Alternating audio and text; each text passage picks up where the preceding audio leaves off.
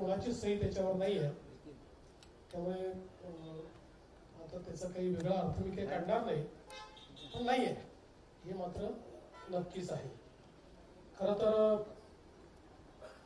वडेट्टीवार जे आज एकदम जोरात होते ते विदर्भावर देखील बोलले. भास्कररावनी वेगळा सूर लावला, त्याच्यामुळे तो सूर दुसरीकडे गेला. पण वडेट्टीवारांना मला एवढंच सांगायचं आहे की 2014 पूर्वीचा विदर्भ आणि 2014 नंतरचा विदर्भ हा त्यांनी बघावा. नव्हे तर त्यांच्या ब्रह्मपुरीच्या बाजूलाच गडचिरोली जिल्हा सुरू होतो. 14 पूर्वीचा गडचिरोली जिल्हा आणि आताचा गडचिरोली जिल्हा हा जर त्यांनी बघितला तर निश्चितपणे त्यांच्याही लक्षात येईल की काय बदल घडलेला आहे, सिंचनाच्या सोयींमध्ये काय बदल घडलेला आहे, रस्त्यांमध्ये काय बदल घडला आहे, इन्फ्रास्ट्रक्चरमध्ये काय बदल घडला आहे, हे त्यांनी बघावं असं मला वाटतं.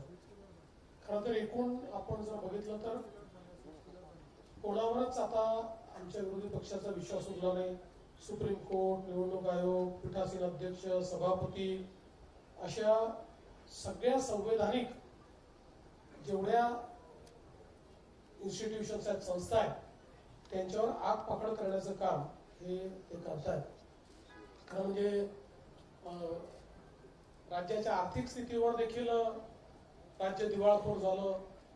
आता मला माहिती आहे की त्यांना राज्य दिवाळखोर दाखवायची घाई झालेली आहे, पण मी त्यांना स्पष्टपणे सांगतो की राज्याची आर्थिक स्थिती ही जरी ओढताणीची असली तरी राज्य कुठेही दिवाळखोरीकडे चाललेलं नाही. किंबहुना देशाच्या मोठ्या राज्यांमध्ये आजही सर्वात निकषांमध्ये चालणारी अर्थव्यवस्था ही महाराष्ट्राची अर्थव्यवस्था आहे. याचा अर्थ असा माझा दावा नाही की आमच्याकडे खूप पैसे आहेत, पण एवढंच सांगू इच्छितो की ज्या योजना हाती घेतलेल्या आहेत त्या योजना पूर्ण करण्याकरता पैसे आमच्याकडे आहेत, ते आम्ही देतो. दुसरं, शेतकऱ्यांच्या संदर्भातही त्यांनी सांगितलं, त्यामुळे जवळपास 92% शेतकऱ्यांना, जे काही पूरबाधित शेतकरी होते आणि ही संख्या 90 लाखाच्या वर आहे, 92% शेतकऱ्यांना मदत मिळालेली आहे. 8% जे शेतकरी आहेत ते केवायसीचा त्यांचा प्रश्न आम्ही सोडवतो. केवायसीचा प्रश्न असलेले जवळपास 12 लाख शेतकरी होते, त्यातल्या अर्ध्यापेक्षा जास्त शेतकऱ्यांचा प्रश्न आतापर्यंत आपण सोडवलेला आहे आणि उर्वरितही सोडवणं चाललंय. ते सोडवल्याबरोबर त्यांना आपण ते पैसे देणार आहोत. त्यामुळे हे म्हणणं की शेतकऱ्यांना मदत मिळाली नाही, अभ्यास न करता केलेलं अशा प्रकारचं हे विधान या ठिकाणी आहे. आणि आपण जी पावसाची मदत म्हटली होती ती पण गेलेली आहे आणि 10,000 रुपयाची मदत आपण एक जी काही वेगळी देण्याचा निर्णय केला होता तीही पण मदत आपण ही या ठिकाणी पूर्णपणे दिलेली आहे. आणि एकूणच या संपूर्ण अधिवेशनाच्या निमित्ताने या सगळ्या विषयांवर आम्ही चर्चा करण्याकरता तयार आहोत. निश्चितपणे जे जे प्रश्न विरोधी पक्ष विचारेल त्या प्रत्येक प्रश्नाला समर्पकपणे आम्ही उत्तर देऊ. शेतीच्या संदर्भातली चर्चा असेल किंवा इतर कुठल्याही संदर्भातली चर्चा असेल त्याला उत्तर देण्याची आमची तयारी आहे. मुळात अधिवेशन लहान आहे अशा पद्धतीनं त्यांनी मुद्दा मांडला. खरं म्हणजे शनिवार रविवारी आम्ही कामकाज करतो, पण बिझनेस ऍडवायझरी कमिटीमध्ये दोन्ही ठिकाणी चर्चा होत असताना हे अधिवेशन का लहान होत आहे हे सर्वांना माहिती आहे. कारण आचारसंहितेमुळे या अधिवेशनामध्ये आपण पूर्ण अधिवेशन घेऊ शकत नाही आहे याची कल्पना आहे. तरीही राज्य सरकारने आणि आम्ही हा निर्णय केला की अधिवेशन हे शनिवार रविवारी घेऊन जेवढा जास्तीत जास्त आपल्याला कामकाज करता येईल ते कामकाज आम्ही करायला तयार आहोत. आणि कुठे राज्य सरकारची पळून जायची या ठिकाणी मानसिकता नाही आहे. यासोबत काही प्रश्न त्यांनी उपस्थित केले विरोधी पक्ष नेत्यांच्या संदर्भात. विरोधी पक्ष नेत्यांचा निर्णय हा सर्वस्वी माननीय अध्यक्ष महोदय आणि माननीय सभापती महोदयांच्या अखत्यारीत आहे. त्यामुळे त्या संदर्भात जो निर्णय माननीय अध्यक्ष महोदय माननीय सभापती महोदय घेतील तो निर्णय आम्हाला मान्य असेल. त्या संदर्भात आमचा कुठला आग्रह नाही, कुठला दुराग्रह नाही. खरं म्हणजे मुळातच मला असं वाटतं की आत्ताचा विरोधी पक्ष हा दिशाहीन आहे. मुद्दे देखील नाहीत आणि मुद्दे रेटून देण्याकरता त्या ठिकाणी जे करावं लागतं ते करण्याची इच्छाशक्ती देखील विरोधी पक्षामध्ये दिसत नाही. आणि म्हणून हे अधिवेशन आम्ही चांगल्या पद्धतीनं पार पाडू. जेवढे कामकाजाचे दिवस आणि आपल्याला कल्पना आहे की नागपूरच्या अधिवेशनामध्ये शेवटी आम्ही जे कामकाज करतो ते दुप्पट करतो. कारण नागपूरचं अधिवेशन हे सकाळी लवकर सुरू होतं, रात्री उशिरापर्यंत चालतं. त्यामुळे दिवसाला 5 तास काम करणं अपेक्षित असतं, पण 10 तासाच्या वर काम प्रत्येक दिवशी नागपूरच्या अधिवेशनामध्ये साधारणपणे आम्ही करत असतो. त्यामुळे कुठेही कामकाजाचे तास कमी होतील असं मला या ठिकाणी वाटत नाही. एक निश्चितपणे गोष्ट, कारण नंतर आम्ही दोघंच दिसतोय, अजितदादा दिसत नाही, याच्यावरच बातमी व्हायची. म्हणून सांगतो की अजितदादा बहारेनला होते, ते आता पुण्यामध्ये लँड झाले आहेत.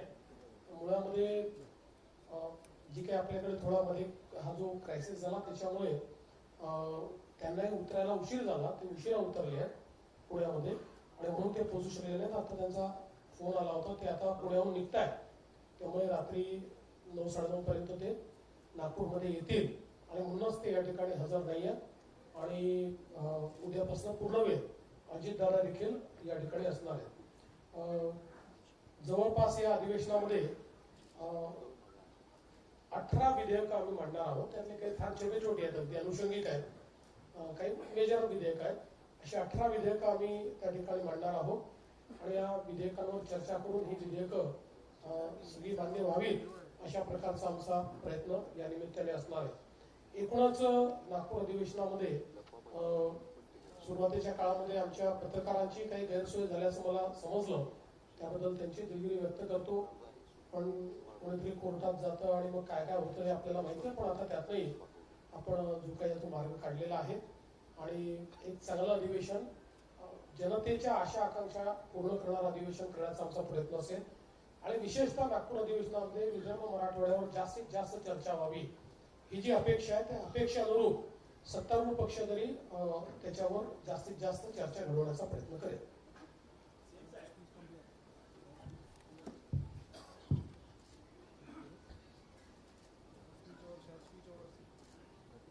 उद्यापासून हिवाळी अधिवेशन सुरू होत आहे. आपल्या सगळ्यांचं मनापासून स्वागत.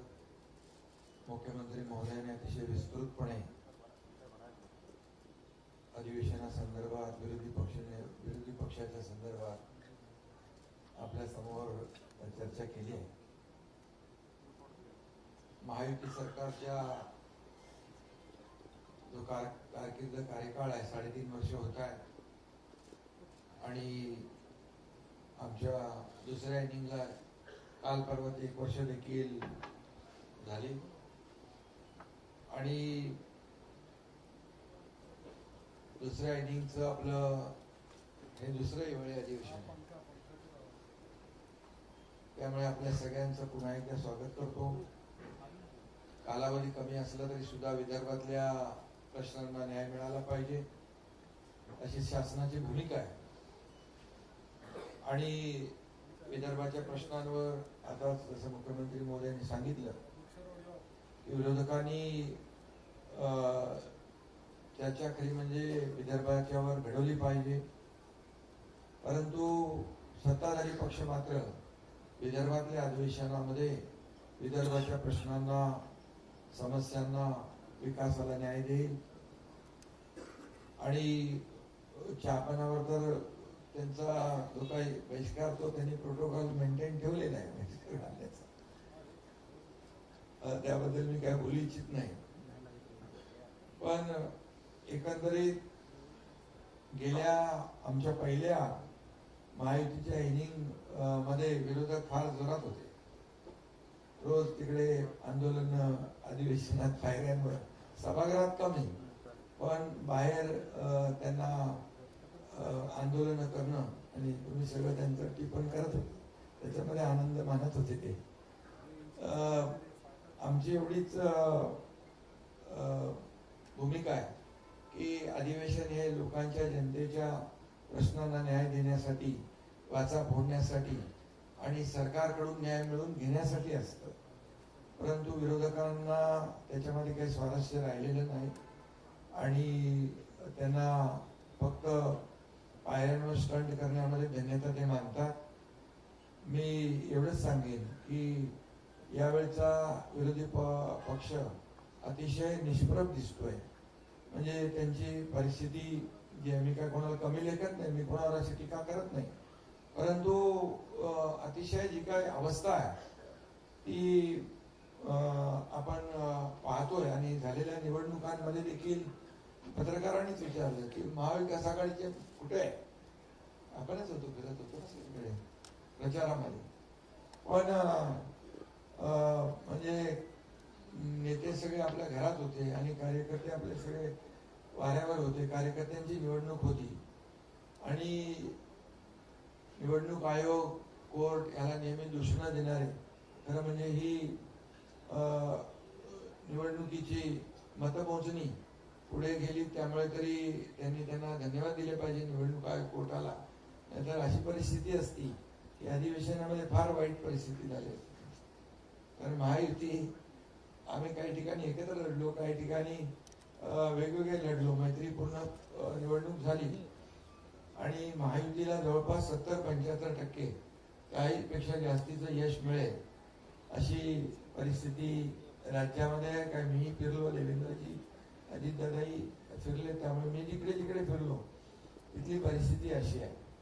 आणि म्हणून विरोधी पक्ष या ठिकाणी या अधिवेशनामध्ये किती विदर्भाचे प्रश्न उपस्थित करतोय माहित नाही, परंतु आमची सरकारची पूर्णपणे तयारी आहे.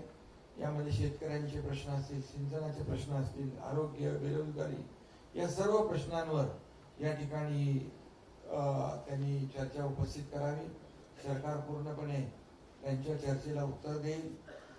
जरी विरोधी पक्ष संख्येने कमी असला तरी सुद्धा आम्ही त्यांना अंडर एस्टिमेट नाही करत आणि त्यांना आम्ही गांभीर्यानेच घेऊ. तसं म्हणजे आम्ही लोकशाहीमध्ये विरोधी पक्षाला देखील त्यांचाही मान सन्मान ठेवणारे आहोत. फक्त एकच आहे की लोकांच्या प्रश्न राहिले बाजूला, विरोधी पक्षनेता द्या, विरोधी पक्षनेता का देत नाही, विरोधी पक्षनेता का. मुख्यमंत्र्यांनी सांगितलं होतं की ते अधिकार अध्यक्ष आणि सभापतींचे आहेत, पण जनतेने त्यांना जे काही नाकारलं, झिडकारलं, विरोधी पक्ष नेता बनणे एवढे पण संख्याबळ नाही दिलं. त्यांनी आत्मचिंतन, आत्मपरीक्षण केलं पाहिजे. लोकसभेमध्ये पण गेल्या मागच्या वेळेस विरोधी पक्ष नेता संख्याबळा नव्हता म्हणून नाही मिळाला. यावेळेस लोकसभेत विरोधी पक्ष नेता मिळाला. त्यामुळे त्यांनी प्रयत्न केला पाहिजे पुढच्या वेळेसाठी की विरोधी पक्ष नेत्या एवढे तरी संख्याबळ कसं मिळतं, संख्याबळ मिळवा आणि कमवा आणि विरोधी पक्ष मिळवा. पण तरी सुद्धा हा अधिकार पूर्णपणे अध्यक्षांचा आणि सभापतींचा आहे. आमचा कुठलाही त्याला विरोध नाही आणि आम्ही कुठल्याही परिस्थितीमध्ये या ठिकाणी जे काही लोकशाहीमध्ये जे आपल्याला करायचं आहे किंवा जे काही निर्णय घ्यायचे, लोकशाही मानणारे आम्ही आहोत. आणि त्यामुळेच 2.5 वर्षामध्ये जे महायुतीने काम केलं त्याची फलश्रुती विधानसभेच्या झालेल्या निवडणुकीत आम्ही टीम म्हणून काम केलं, त्याची फलश्रुती पाहिली. कारण अनेक जे काही स्पीड ब्रेकर टाकले होते महाविकास आघाडीने, ते आम्ही उकडून टाकले. लोकाभिमुख कल्याणकारी योजना केल्या आणि त्यामुळेच या राज्यामध्ये लँडस्लाइड मॅन्डेट मिळालं. देवेंद्रजी आता मुख्यमंत्री आणि आम्ही ते टीम म्हणून काम करतोय. आपण 1 वर्षाचा देखील पाहिलं की जो कार्यकाळ, 1 वर्षातले निर्णय पाहिले, 2.5 वर्षाचे निर्णय पाहिले, 3.5 वर्षामध्ये जे काय काम केलेलं आहे ते जनतेसमोर आहे. आणि त्यामुळे हा लेखाजोखा जो आहे हा जनतेसमोर आहे. विरोधी पक्षाकडून आम्हाला एवढीच अपेक्षा आहे की लोकांचे प्रश्न मांडा. हे काय विरोधी पक्ष नेत्याच्या खुर्चीसाठी, आमची लढाई खुर्चीसाठी कधीच नव्हती. आमचा अजेंडा खुर्ची नाहीये.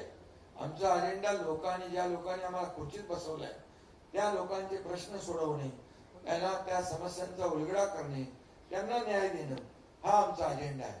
आणि त्यामुळे निवडणुका झाल्या आम्ही ताबडतोब कामाला लागलो. कुठला आपला एक पहिला प्रकल्प आपण तिथे गेलो, हे निवडणुका झाल्या आता मुंबईमध्ये ऑरेंज गेट तो टनेल आम्ही ताबडतोब काम सुरू केलं. त्यामुळे आम्ही काम करणारे आहोत. ते स्पीड ब्रेकर टाकणार आहे, त्यांचा पाय ब्रेकवर आहे, आमचा पाय एक्सिलेटरवर आहे. आणि त्यामुळे विकासाचं जे काय आम्ही काम पुढे नेतोय याच्यातून विरोधी पक्षाने थोडा बोध घेतला पाहिजे. हे काय सारखं जळजळ मळमळ जळी स्थळी, आता काय ते विरोधी पक्ष नेता देत नाही, मग उपमुख्यमंत्री पद रद्द करा. अरे मी मुख्यमंत्री होतो तेव्हाही मला घटनाबाह्य मुख्यमंत्री म्हणायचे, आता उपमुख्यमंत्री आताही घटनाबाह्य. अरे काय लावलंय? इतक्या वर्षाचा अभ्यास तरी करा. इतके वर्ष राज्याकडे काय काय कुठली कुठली पद होती आणि कसा कारभार चालला. महाविकास आघाडीमध्ये आणि उपमुख्यमंत्री पद होतं ते काय घटनाबाह्य होतं का? इतक्या वर्षाचं जी काय पद आहे ती घटनाबाह्य आहे. थोडा अभ्यास करून कायद्याचा मागचे रेफरन्स सगळ्या गोष्टी माहिती घेऊन बोललं पाहिजे. फक्त आपला एकच जळी स्थळी काष्टी पाषाण एकनाथ शिंदे. अरे आणि मी तर काय कामातून उत्तर देतो आणि मी आरोपाला टीकेने उत्तर देतच नाही. म्हणून तर जे काही महाराष्ट्रामध्ये लोकांनी मॅन्डेट दिलेलं आहे, कामाला दिलेलं आहे, कामाची पोचपोच आम्ही तिघही काम करतोय, डे नाईट काम करतोय, घरी बसत नाही. आणि त्यामुळे याचं आत्मचिंतन करावं आणि आत्मपरीक्षण करावं आणि नंतर बोलावं. आणि कोण बोलतंय? अरे विधानसभेत पूर्ण अधिवेशनात पूर्ण वेळ तरी बसा आणि मग बोला. त्यामुळे मी जास्त काय बोलत नाही. आणि यामध्ये मुख्यमंत्री महोदयांनी अनेक गोष्टींना इथं त्याचा उहापोह केलेला आहे. आम्हाला हे अधिवेशन विदर्भात आहे, कमी कालावधी असला तरी सुद्धा त्याच्यात अनेक विधेयक अनेक या विदर्भासाठी निर्णय सरकार घेणार आहे. बिलकुल सरकार सगळ्या चर्चेला उत्तर द्यायला तयार आहे. विरोधी पक्षाने फक्त सभागृहात येऊन मांडलं पाहिजे आणि फक्त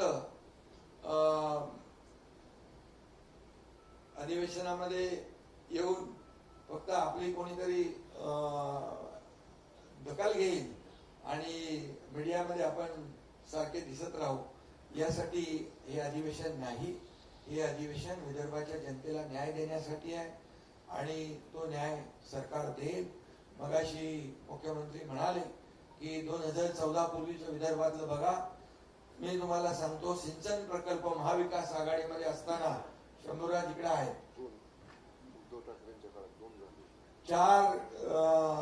2 का 4 प्रकल्पांना सुधारित प्रशासकीय मान्यता दिली आहे.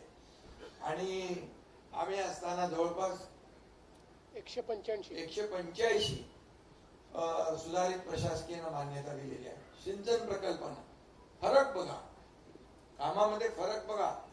हे तर एक उदाहरण आहे, बाकी इतर विभागाचे निर्णय पण बघा. त्यामुळे मला जास्त काय बोलायचं नाही. काय याच्यामध्ये शासनाचं कर्तव्य असतं लोकांना न्याय देणं, या जनतेच्या अपेक्षा पूर्ण करणं, जनतेच्या समस्या सोडवणं.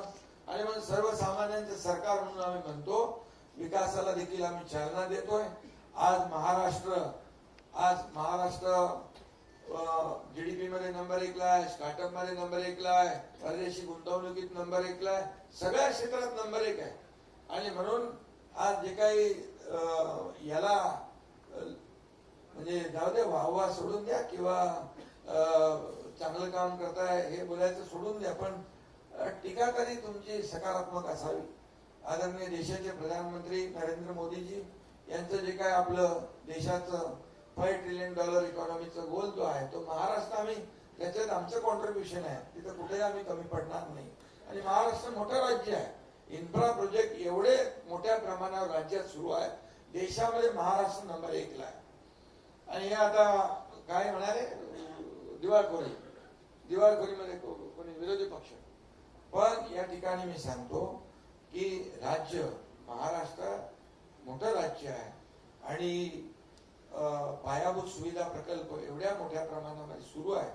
आज आपण पाहिलं 2014 पूर्वीची परिस्थिती आणि आताची परिस्थिती जमीन आसमानचा फरक आहे. हे लोकांनी तुलना केली आणि लोकांनी आम्हाला मॅन्डेट दिलेलं आहे. त्यामुळे याचं कुठंतरी आत्मपरीक्षण आत्मचिंतन विरोधी पक्षाने करावं एवढीच मी त्यांना माझी सूचना आहे.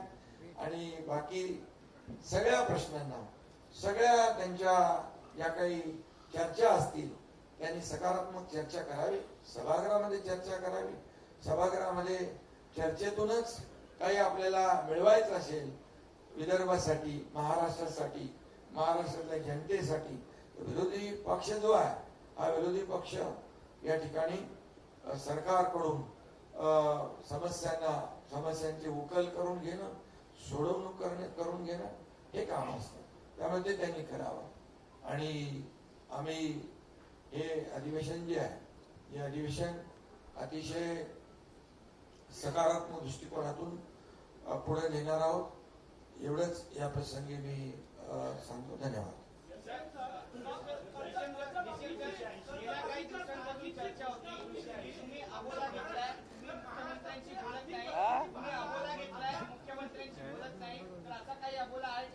आता आम्ही काय करतो रोज एकमेकांना फोन करतो ना त्याचं तुम्हाला रेकॉर्डिंग पाठवतो. नाहीतर मग रोज फोटो टाकून इंस्टाग्रामवर टाकतो. नाहीतर मग हास्य जत्रेला जाऊया.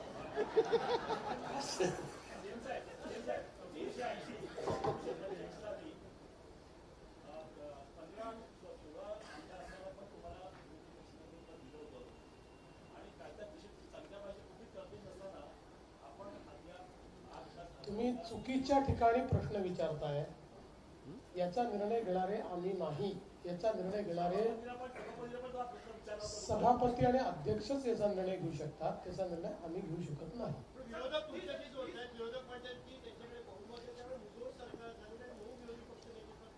असं आहे की विरोधक कशाशी आम्हाला जोडतात त्यांना आम्हीच दिसतो. जसं शिंदे साहेब म्हणाले जळी स्थळी काष्टी पाषाणी आम्हीच दिसतो. त्यामुळे प्रत्येक गोष्टीशी आम्हाला जोडतात. पण तुम्हाला हे माहिती आहे विरोधी पक्षनेता घोषित करण्याचा अधिकार सरकारचा नाही. तो अधिकार हा सभापती आणि अध्यक्षांचाच आहे.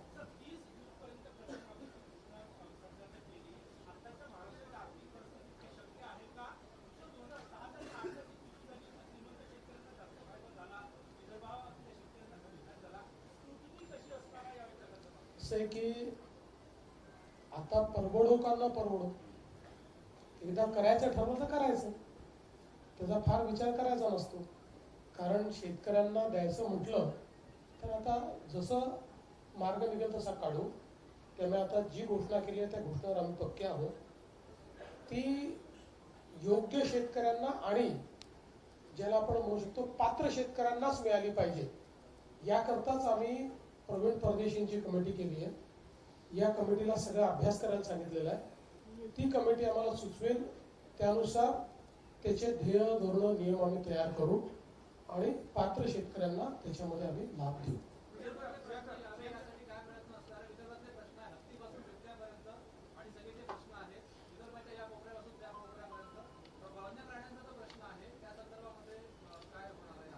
निश्चितपणे वन्य प्राण्यांच्या प्रश्नावरही आम्ही समर्पक उत्तर देऊ. कारण त्या संदर्भात एक पॉलिसी आपण तयार केलेली आहे. वाघाच्या संदर्भातली पॉलिसी तयार केली आहे. हत्तीच्या संदर्भातली तयार केली आहे. बिबट्यांच्या संदर्भातली केली आहे. तर त्याचं योग्य उत्तर हे आपण त्या ठिकाणी देऊ. आणि मी सांगतो की सत्तारूढ पक्षाच्या वतीनं तर आमचा प्रयत्न असेल की विदर्भातले आणि सोबत मराठवाडा जोडतो. मी कारण मागास भाग जो काही आहे आपला ज्याला म्हणतो आपण असा जो सगळा त्या भागातले प्रश्न सुटले पाहिजे म्हणून या अधिवेशनात त्यामुळे विदर्भ मराठवाड्यातले जास्तीत जास्त प्रश्न लागावेत असा आमचा प्रश्न आमचा सत्तारूढ पार्टी म्हणून प्रयत्न असेल. तसंच विरोधी पक्षांनी प्रयत्न करावा.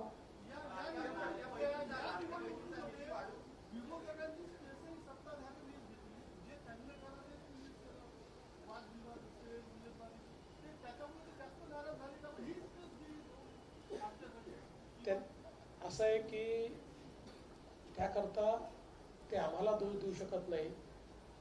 हा सर्वस्वी त्यांचा दोष आहे. याचं कारण बघा नगरपालिकेची निवडणूक ही कार्यकर्त्यांची निवडणूक असते आणि आम्ही तिघांनी बसून हा निर्णय घेतला की जे कार्यकर्ते आपल्याकरता राबराब राबतात, हाडाचं काढं करतात, त्या कार्यकर्त्याच्या निवडणुकीमध्ये आपणही त्यांच्या पाठीशी उभं राहिलं पाहिजे. 4-4, 5-5 वर्षाच्या गॅप नंतर निवडणुका होत होत्या. कार्यकर्त्यांची अपेक्षा मोठी होती. त्यामुळे हाही निर्णय आम्ही केला की सगळीकडे युती होणं शक्य नाही. कार्यकर्त्यांचे ऍस्पिरेशन्स आहेत. त्यामुळे जिथे शक्य आहे तिथे आम्ही युती केली, जिथे नाही तिथे नाही केली. कुठे 2 पक्षांनी केली, कुठे 3 पक्षांनी केली, कुठे कोणीच केली नाही. आणि सिरियसली या निवडणुकीमध्ये आम्ही सगळे उतरलो. मी मुख्यमंत्री असलो तरी 10,000 लोकसंख्येच्या गावातही जाऊन प्रचार करून आलो. कारण जे कार्यकर्ते आमच्याकरता काम करतात, प्रचार करतात, त्यांच्याकरता मत मागणं ही आमची जबाबदारी आहे. दुर्दैवाने विरोधी पक्षातले जे नेते आहेत ते कार्यकर्त्यांना विसरले. त्यांचे कार्यकर्ते लढत नव्हते का? लढत होते. कार्यकर्ते लढले, त्यांनी निवडणुका लढल्याच. पण नेत्यांनी मात्र कार्यकर्त्यांना वाऱ्यावर सोडलं. कार्यकर्त्यांकरता ते मैदानात उतरले नाहीत.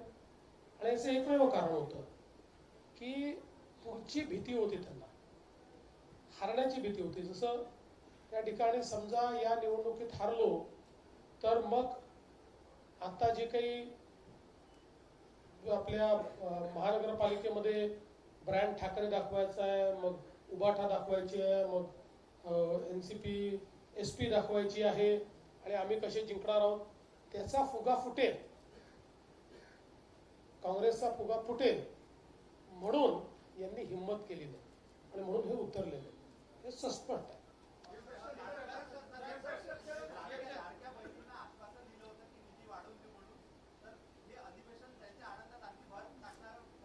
योग्य वेळी योग्य निर्णय होतील, काळजी करू नका.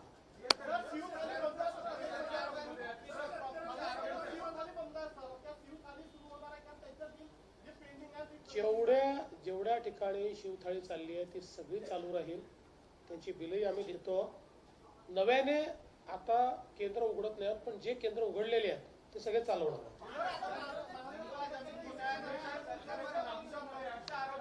काय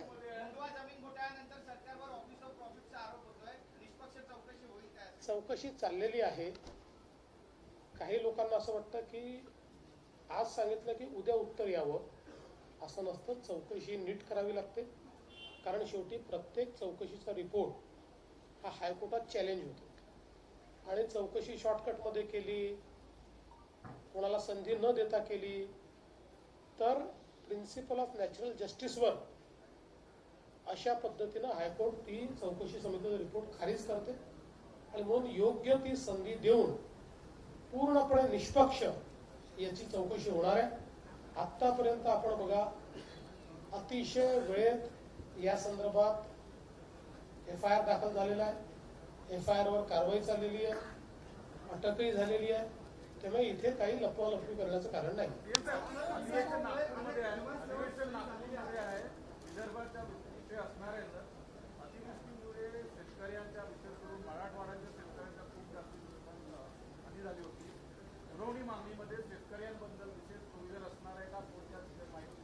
आम्ही त्याचे पैसे ऑलरेडी देऊनच टाकले. ही जी आम्ही घोषणा केली होती त्याचे पैसे दिले आहेत, त्याची तरतुदी आम्ही केली आहे. त्यामुळे त्याची पुन्हा तरतूद करण्याची आवश्यकता नाही. त्यात काही कमी पडले असतील तेवढंच येते.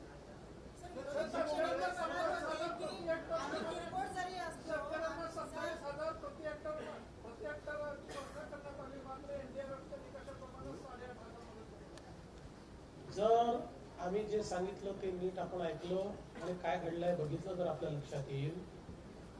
NDRFच्या निकषाप्रमाणे पैसे दिले, त्याच्यासोबत 10,000 रुपये वेगळे दिले आणि त्याच्यासोबत खरडून गेलेल्या जमिनीकरता वेगळे दिले, विहिरीकरता वेगळे दिले. असे सगळे पैसे जर तुम्ही बघितले तर जो पहिला शेतकरी आहे म्हणजे कोरडवाहूचा, त्या कोरडवाहूच्या शेतकऱ्याला 8,500 रुपये प्लस 10,000 रुपये आणि मग खरडून गेल्याचे वेगळे आहेत. त्याच्यावरचा जो शेतकरी आहे बागायती, त्याला 22,000 प्लस 10,000 आहे, म्हणजे 32,000 आहेत त्याला. आणि मधला जो हंगामी बागायती आहे त्याला 17,500 आणि 10,000 असे 27,000 आहेत. तसे दिले.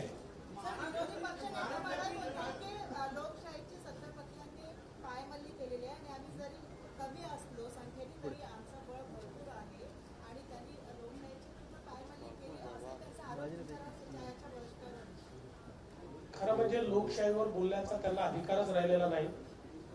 याचं कारण भारताच्या संविधानाने तयार केलेल्या एकाही संस्थेवर त्यांचा विश्वास नाही. त्यांना न्यायालय मान्य नाही, त्यांना निवडणूक आयोग मान्य नाही, त्यांना आरबीआय मान्य नाही, त्यांना विधानमंडळ मान्य नाही, त्यांना विधानमंडळाचे पीठासीन अधिकारी मान्य नाहीत, त्यांना सीएजी मान्य नाही.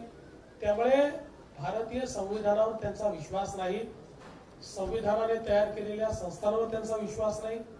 त्यामुळे त्यांनी संविधानावर बोलणे हास्यास्पद आहे.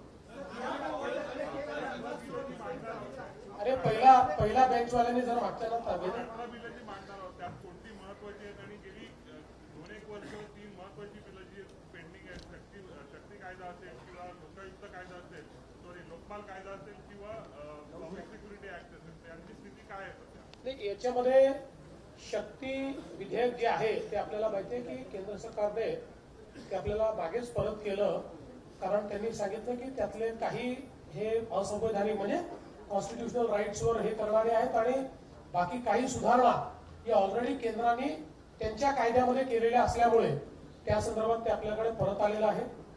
लोकपाल विधेयक जे आहे हे केंद्राने आपलं मंजूर केलेलं आहे. फक्त त्याच्यामध्ये आपल्याला एक सुधारणा करायला त्यांनी सांगितलेली आहे की आपण लोकपाल विधेयक करताना राज्यासोबत केंद्राचे अधिकारी पण त्याच्यामध्ये घेतले होते. तर त्यांनी त्यात तेवढी सुधारणा आपल्याला सांगितली, बाकी सगळं मान्य केलं. तेवढी सुधारणा आपण करणार आहोत की केंद्राचे अधिकारी हे केंद्रीय लोकपाल बिलाने कव्हर असल्यामुळे त्यांना वगळायचं. बाकी आपलं लोकपालाचं बिल त्यांनी जवळपास सगळं मान्य केलेलं आहे. आणि आपलं जे पब्लिक सिक्युरिटीचं जे विधेयक होतं ते आता अंतिम टप्प्यामध्ये आहे, ते लवकरच मान्य होईल.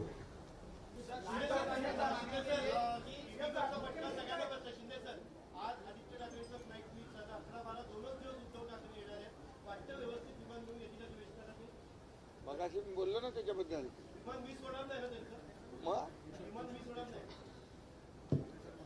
अरे बाबा, मी मगाशीच सांगितलं ना, आरोप टीका करायची असेल तर पूर्ण वेळ तर अधिवेशनात बसलं पाहिजे. उलट ते कारण चांगलं. उद्धवजी इंडिगोच्या विमानाने फिरत नाही एवढी माहिती जर तुम्हाला आहे, ते ज्या विमानाने फिरतात त्या विमानाला कुठलीही अडचण नाही, ते नीट येऊ शकतं. बाकी कोणाला अडचण असेल तर शिंदे साहेबांनी आणि मी समृद्धी महामार्ग बांधलेला आहे. गाडी पाहिजे असेल तर पाठवून देतो. गाडीत बसून 7-8 तासात नागपुरात पोहोचता येतो. खूप लोक समृद्धीने आले.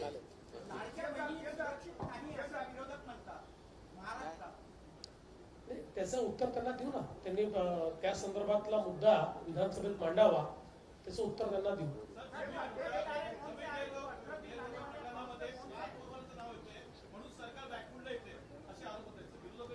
आम्ही फ्रंट फुटलाच खेळणारे आहोत, बॅक फुटला जातच नाही आम्ही.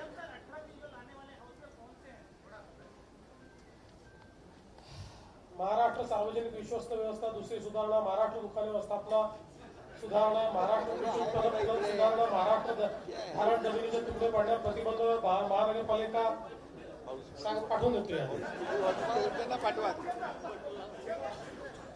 नाही तर पटलावर ठेवतो.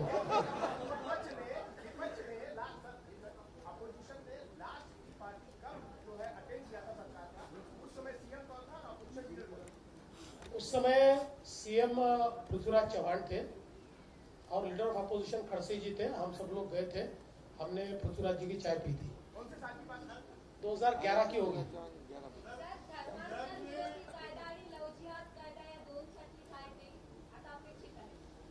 या संदर्भात कमिटी आपण केलेली आहे. माननीय ज्या आपले डीजींच्या अंतर्गत त्याचा रिपोर्ट अंतिम आहे, तो आमच्याकडे येतोय.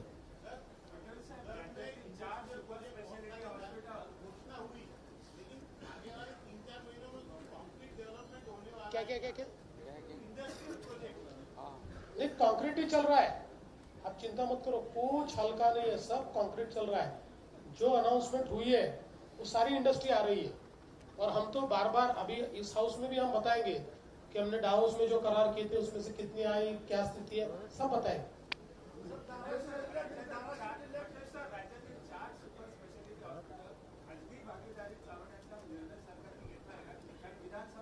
अद्याप तरी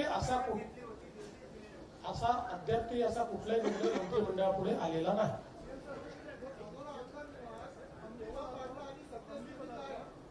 मनोऱ्याचं काम फार जोरात चाललेलं आहे, वेगाने चाललं आहे, 2 वर्षात पूर्ण होईल.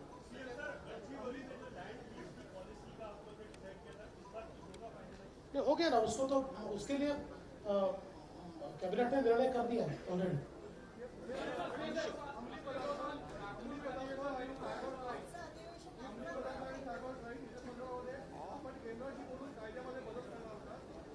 त्या संदर्भात केंद्राने एक कमिटी केली आहे. ते सगळ्या राज्यांकडनं त्यांनी त्या राज्यांचं म्हणणं काय मागवलं आहे त्याच्यावर ते अंतिम निर्णय करतील. चला, धन्यवाद.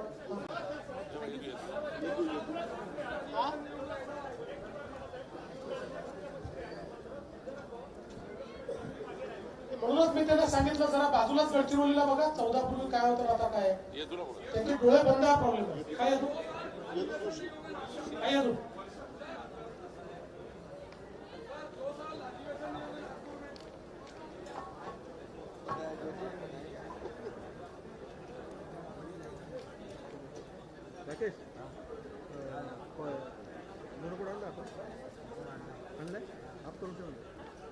पहिली गोष्ट तर आम्ही जरी एकमेकाच्या विरुद्ध लढत होतो तरी पूर्ण आम्ही आता समजा ज्या काही सभा केल्या 38 आणि अजून 5-6 फोनवर केल्या 42 सभांमध्ये कोणावरच टीका केली नाही. म्हणजे आमच्या मित्रांवर तर प्रश्नच नाही, विरोधी पक्षावर टीका केली नाही. माझं एकही भाषण दाखवा की मी ज्यात विरोधी पक्षावर टीका केली आहे.